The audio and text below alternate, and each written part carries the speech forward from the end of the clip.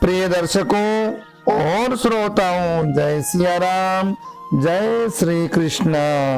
भगवान विष्णु को प्रणाम करके और कार्तिक महात्म्य में, जी हाँ, श्री पद्म पुराण में वर्णित है कार्तिक महात्म्य का पहला अध्याय की कथा आप श्रवण कीजिए।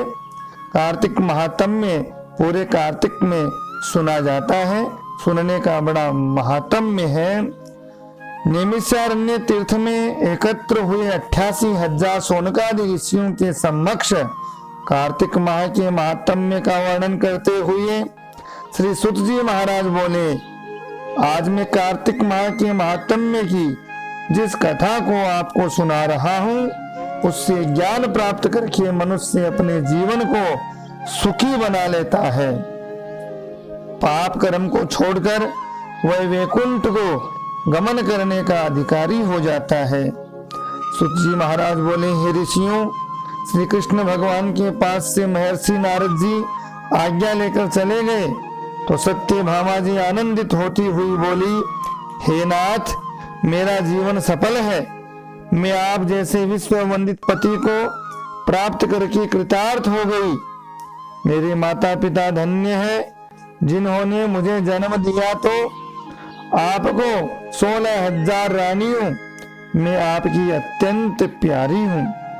मैंने कल्प वृक्ष आदि पुरुष आपके साथ नारद जी को विधि पूर्वक दान में दे दिया था, परंतु वही कल्प वृक्ष आज मेरे घर में सदा लहराया करता है। इस बात को मृत्युलोक में कोई भी स्त्री नहीं जानती है।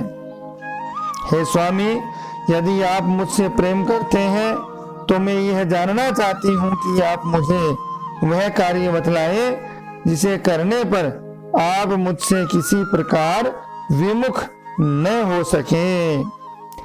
तो मैं यह अपने हित से आपसे जानना चाहती हूँ। सुत जी कहने लगे, हे ऋषियों, सत्यभामा के ऐसे वचनों को सुनकर भगवान श्री कृष्ण जी हंसने लगे। उन्होंने विलास भाव से सत्यभामा की बाह पकड़ ली और उसे कल्प वृक्ष के नीचे ले गए। वहां प्रेम भाव से कहने लगे, प्रिय, 16,000 रानियों में तुम प्राणों की तरह प्रिय हो और तुम्हारे कारण ही मेरा देवताओं तथा देवराज इंद्र से विरोध हुआ है। सुत जी बोले, यह विरोध इस बात पर हुआ था कि एक दिन श्री कृष्ण सत्यभामा सहित गरुड़ पर सवार हो जब इंद्रलोक में जा पहुंचे और वहां सत्यभामा की इच्छा पूर्ति हेतु इंद्र से कल्प वृक्ष मांगा।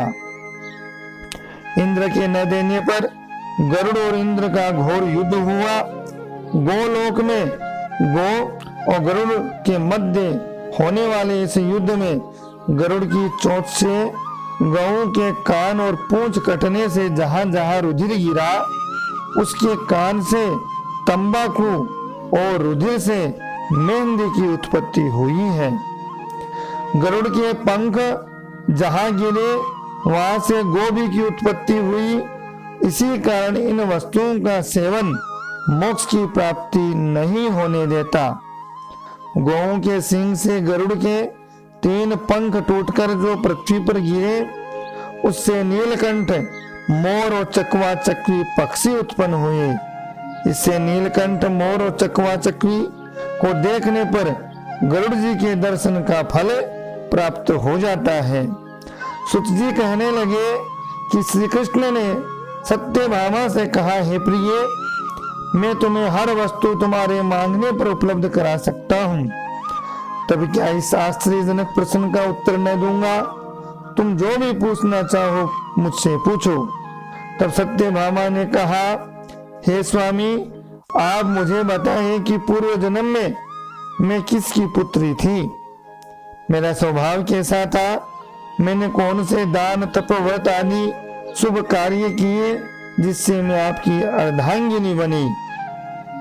श्री कृष्ण जी बोले, हे प्रिय, मैं तुम्हें यह सब वृत्तांत कहता हूँ, तुम ध्यान पूर्वक सुनो। पूर्व समय में सतयुग के अंत में मायापुरी नामक स्थान में देव शर्मा नामक अति गोत्र में उत्पन्न एक ब्राह्मण निवास करता था। वह सब वेदों को नित्य पाठ हवन सूर्य देव की पूजा किया करता था। इसी कारण वह सूर्य की भांति तेज वाला था। उसके वृद्धावस्था में गुणवती नामक कन्या पैदा हुई। विवाह योग्य होने पर उसे पत्नीहीन ब्राह्मण ने अपनी कन्या का विवाह अपने शिष्य चंद्र शर्मा के साथ कर दिया। चंद्र शर्मा अपनी भार्या गुणवती के साथ अपने स्वसुर की कुटी पर रहने लगा।